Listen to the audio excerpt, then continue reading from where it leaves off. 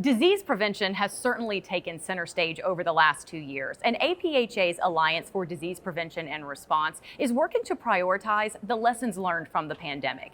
Angie McGowan, Senior Director for the Alliance, joins us here in studio this morning to discuss a little bit more. Thanks for your time today. Sure, thanks for having me. So let's talk a little bit about what APHA's Alliance for Disease Prevention and Response is. So the Alliance is a cross-sectoral group we brought together at the start of the pandemic.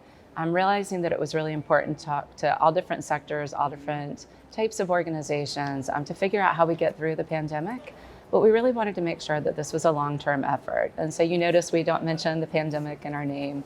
And so we're trying to figure out both how we move past some of these things we dealt with over the last couple of years, as well as to make sure that we really get to the resilient, equitable public health system that we need going forward. So after speaking with some of these groups, kind of going through that information gathering phase, what are some of the initiatives that the Alliance has been involved in over the last couple of years? So the first thing we thought was we needed a place for people to come together, share, talk, connect. And so we've had monthly meetings on topics from vaccine equity to working with communities to going back to school to figure out how people are learning from healthcare, education, public health are all important to work together. One thing we heard, though, is that we really needed to think about how to collaborate and align efforts, and that people couldn't find the resources they need. And so with colleagues from the Institute for People, Places, and Possibility, we've created what we're calling FERN, or our Public Health and Equity Resource Navigator. So it's a place where you can find resources looking at different sectors, where we hope it's a two-way street. We don't want to own the documents, we really want to amplify what's already out there. And so it's an example of how we try to make sure people can connect.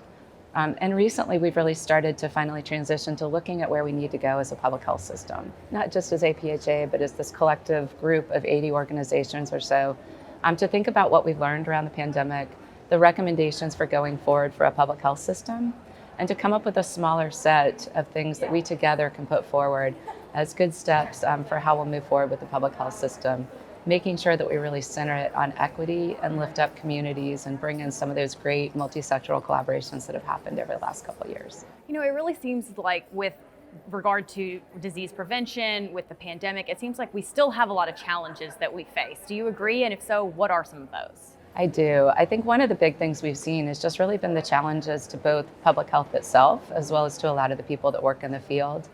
We've seen everything from, as everyone knows, public health officials who've been villainized for doing the work they do. We've seen some lack of trust with what we're doing.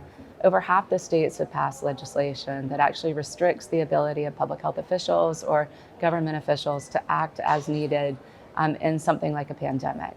These laws passed, I think, based on the pandemic, people being upset about not wearing, having to wear a mask or getting vaccinated. But a lot of the implications are really long-term for how we would react to other things like a flood or other public health emergencies. And so we're really fortunate that we're working with some really great partners, Local Solutions Support Center, Act for Public Health, which is a group of public health law organizations, American Heart Association, and others, to figure out how we can come together and provide resources to states dealing with these challenges. So it sounds like one of the things that we learned from the pandemic is how desperately needed collaboration is across the board.